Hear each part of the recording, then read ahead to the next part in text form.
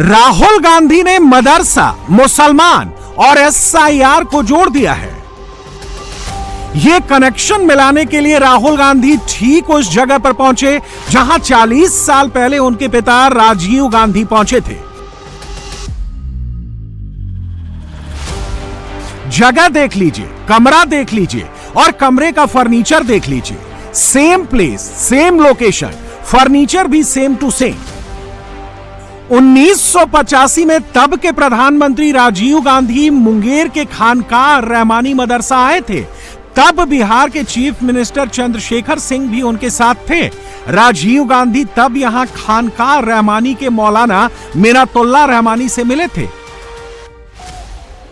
40 साल बाद 2025 में राहुल गांधी खानकाह रहमानी के चीफ मौलाना अहमद वली फैसल रहमानी से मिलने पहुंचे।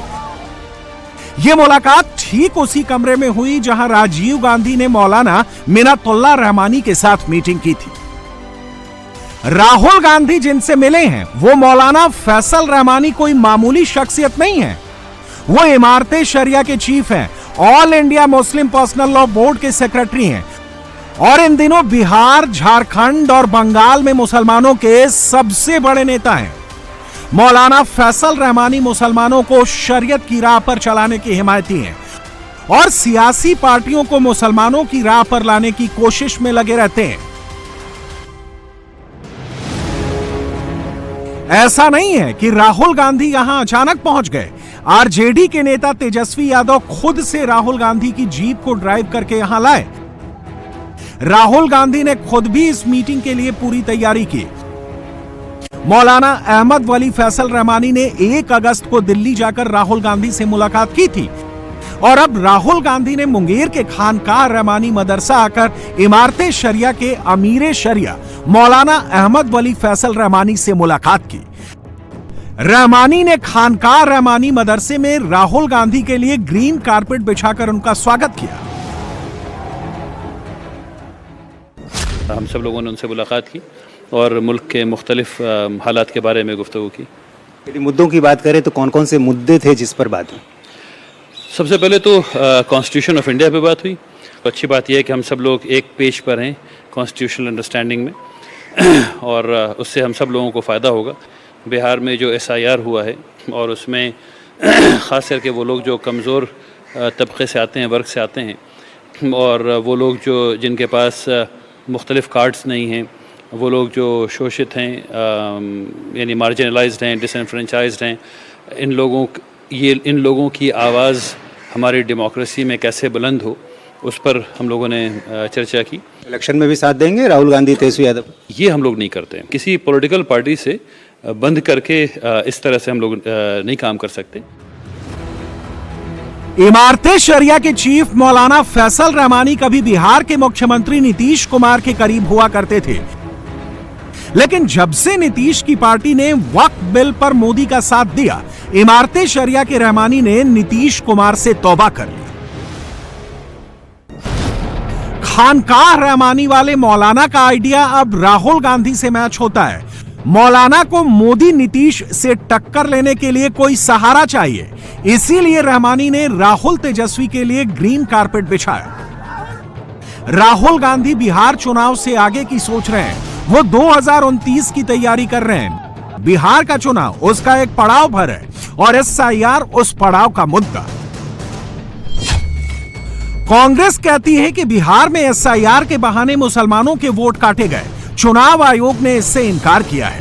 कांग्रेस के पास एसआईआर में काटे गए मुस्लिम वोटर्स की लिस्ट नहीं है। चुनाव आयोग का कहना है कि धर्म के आधार पर वोटर का क्लासिफिकेशन कभी नहीं किया गया। राहुल के पास सीमांचल में सबसे ज्यादा 9.8% वोट कटने का डेटा है। चुनाव आयोग का कहना है कि नाम कागज नहीं मिलने पर काटे गए, धर्म के आधार पर नहीं। राहुल गांधी ने जिस मुंगेर में मौलाना से मुलाकात की, उस मुंगेर की सीमा सीमांचल को टच करती है। यहां से मुस्लिम बहुल इलाका शुरू हो जाता है। राहुल की यात्रा उधर ही बढ़ रही है। किशनगंज, कटिहार, अररिया और पूर्णिया को मिलाकर बनता है सीमांचल। यहां 24 सीटें हैं। 2020 के चुनाव में मुस्लिम वोट बटे तो हाहाकारी नतीजे निकले। बीजेपी 24 में से 8 सीटें जीतकर सीमांचल की सबसे बड़ी पार्टी बन गई। कांग्रेस को 5 सीटें मिली, जनता दल यूनाइटेड को 4 सीटें मिली, सीपीआई-एमएल और आरजेडी को एक सीट मिली थी और 5 सीट असदुद्दीन ओवैसी की एआईएमआईएम ले गई थी। 2020 का रिजल्ट 2025 में पलटने के लिए ही राहुल ने एसआईआर और मुसलमान का मुद्दा पकड़ा है, लेकिन ओवैसी का भूत उनका पीछा नहीं छोड़ रहा। राहुल गांधी और तेजस्वी यादव खानकाह रहमानी मदरसे के मौलाना से मिलकर आगे निकल गए। हमने वहां आए मुसलमानों की बातों को गौर से सुना। आप भी देखिए मुंगेर के मुसलमान राहुल से क्या कहना चाहते हैं और राहुल से क्या सुनना चाहते हैं। कान लगाकर सुनिए। मोहम्मद शहबाज रहमानी है। असदुद्दीन ओवैसी एक अच्छे नेता है, राजनेता है। उनको गठबंधन में शामिल किया जाए तो गठबंधन को बड़ा फायदा होगा, इंडिया गठबंधन। इसलिए मेजोरिटी जो 2% 3% वाले हैं उनको बहुत सम्मान दिया जा रहा है सियासत में, मगर 20% वाले को अब किसको अब नाम लेकर बताया जाए आपको? अच्छे 2% वाले कौन है? वो मीडिया से ज्यादा बेहतर तो आजकल कोई जानता ही नहीं है। इसलिए आप किसके बारे में कह रहे हो वो मीडिया जाने। हमारा काम है हिस्सेदारी एकदम चाहिए, सम्मान चाहिए। हम दरी बिछाने के लिए थोड़ा पैदा लिए हैं, हम लोग सत्ता में आने के लिए पैदा लिए हैं। हाँ, हम लोग प्रधानमंत्री बना भी सकते हैं, प्रधानमंत्री को हटा भी सकते हैं, इतनी ताकत है हम लोगों के बोर्ड में। मगर अभी बोर्ड की चोरी हो रही है। महागठबंधन से गुजारिश है कि ओवैसी साहब को जल्द से जल्द महागठबंधन में शामिल किया जाए। लेना पड़ेगा उनको। मुसलमानों का बोर्ड है, आदमी की बात नहीं मानेगा तो किन की बात मानेगा? जो वोट देता है उनकी बात मानना होगा। तो अभी वोट चोरी हो रहा है, बीजेपी वोट चोरी कर रहा है। हम राहुल गांधी के साथ अब भी हैं और हमेशा रहेंगे, मगर राहुल गांधी से निवेदन कर रहे हैं हम लोग कि उनको ओवैसी साहब को गठबंधन में शामिल करना। मानना ही होगा उनको, कैसे नहीं मानेंगे? वो हमसे हैं, हम उनसे नहीं है। ताकत है, 22% है हम लोग पूरे हिंदुस्तान में, एक मजबूत आबाद है। हमारे डेटा को छुपाया जा रहा है। हम तो राहुल गांधी को प्रधानमंत्री बनना चाहते हैं, देखना चाहते हैं उनको कि वो राहुल गांधी देश के प्रधानमंत्री बने और विकास करें। समर्थन हमारे यहाँ पर जितने हैं, कोई भी नहीं होगा कि बिगड़ समर्थन का। जो जितने भी आवाम यहाँ नहीं आ रहे हैं, फुल सपोर्ट है यहाँ पर, एक भी नहीं है, एक भी ऐसा नहीं जो विदाउट सपोर्ट का है। न दोनों को है। हाँ, और एक चीज शिकायत है कि कम से कम इनको ओवैसी को भी गठबंधन में लेना चाहिए था। हाँ, एक चीज हम ये लोगों ने गलती कर रहे हैं कि ओवैसी को गठबंधन में क्यों ले रहा। नहीं चुनेंगे तो हम लोग का जो विकल्प है, एक विकल्प तो यही है, दूसरा तो कोई रीजन है ना। एक बात है 2% वाला चाहिए, 2% वाला बोला डिप्टी सीएम चाहिए मुझको, और हम 18% वाले झाड़ू लगाए। नहीं, हम 18% वाले झाड़ू लगाए, हाँ दरी बिछाए। 2% वाला डिप्टी सीएम का दावेदार है और हम 18% वाला हमने झाड़ू लगाने का। ये सहनी मुकेश सहनी 2% वाला वो दावेदार दिखा रहा कि हम डिप्टी सीएम बनेंगे, गरीब का बच्चा। और हम लोग कितना है? हम लोग 18% 19% है, जो कि डेटा छुपाया गया होगा। कम से कम हम लोग 20 से 22% होंगे। राहुल गांधी और तेजस्वी यादव जिस मदरसे में बैठे थे, वहां बाहर खड़े मुसलमान असदुद्दीन ओवैसी के नाम की तख्ती लिए खड़े थे। राहुल और तेजस्वी किसी भी तरह मुसलमान वोट जोड़ने के लिए निकले हैं। मुसलमानों के दिल में तो ओवैसी रहते हैं। मोहम्मद इस्लाम रहमानी जी, क्यों गठबंधन में शामिल नहीं किए? सड़क से लेकर संसद तक आवाज उठाएंगे ये मेरे लिए, तो हम इसके लिए इसका साथ नहीं देंगे तो किसका साथ देंगे? राहुल गांधी जी की रैली में आए हैं, मगर गठबंधन करने के लिए आए हैं, मेरे साथ गठबंधन किया जाए।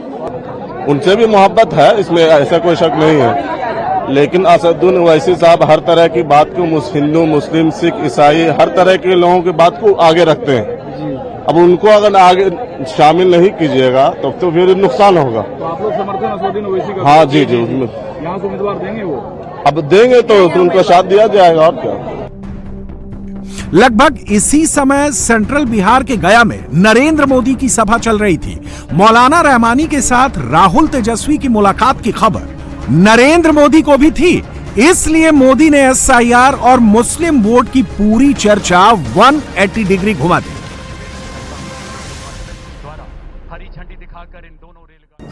देश में घुसपैठियों की बढ़ती संख्या चिंता का विषय है। बिहार के सीमावर्ती जिलों में तेजी से डेमोग्राफी बदल रही है। इसलिए एनडीए सरकार ने तय किया है कि देश का भविष्य घुसपैठियों को नहीं तय करने देंगे। घुसपैठियों को बिहार के युवाओं के रोजगार नहीं छीनने देंगे। जिन सुविधाओं पर भारतीय लोगों का अधिकार है, उस पर घुसपैठियों को डाका नहीं डालने देंगे। इस खतरे से निपटने के लिए मैंने डेमोग्राफी मिशन शुरू करने की बात कही है। बहुत जल्द ये मिशन अपना काम शुरू करेगा। हम हर घुसपैठियों को देश से बाहर करके ही रहेंगे। राहुल गांधी ने 18% मुस्लिम वोट के लिए एसआईआर को पकड़ा है। नरेंद्र मोदी ने 80% हिंदू वोट के लिए घुसपैठिए को पकड़ा है। मोदी बिहार से बंगाल गए तो वहां भी घुसपैठिए का मुद्दा ले गए, क्योंकि वहां भी एसआईआर होने वाला है और ममता बनर्जी अभी से उसका विरोध कर रही हैं। मोदी नहीं, भाजपा नहीं, आपका एक वोट करा सकता है। आपका एक वोट, एक बार वोट दे दीजिए, ये घुसपैठिए भाग जाने लग जाएंगे। राहुल और मोदी की पॉलिटिक्स को बहुत ही सिंपल तरीके से डिकोड करते हैं। बिहार में करीब 17.5 से 18% मुस्लिम वोटर हैं। एसआईआर, वोटर अधिकार यात्रा और मौलाना से मुलाकात, राहुल गांधी ये सब करके बिहार के 18% मुस्लिम वोट बैंक को अपने साथ जोड़ना चाहते हैं। अगर ये हो गया तो सीमांचल में 2020 के मुकाबले 10 से 12 सीटें महागठबंधन के खाते में ऐड हो सकती हैं। 2020 में जो गैप रह गया था वो भर सकता है। मोदी का गेम इससे भी सिंपल है। मोदी को अब बिहार में मुस्लिम वोट मिलने का 0 चांस दिख रहा है। इसलिए मोदी बांग्लादेशी घुसपैठियों के बहाने 80% हिंदू वोट जोड़ रहे हैं। सीमांचल में अगर नुकसान हो भी गया तो बिहार के दूसरे इलाकों में जहां हिंदू वोटर ज्यादा है, वहां मोदी को फायदा हो जाएगा।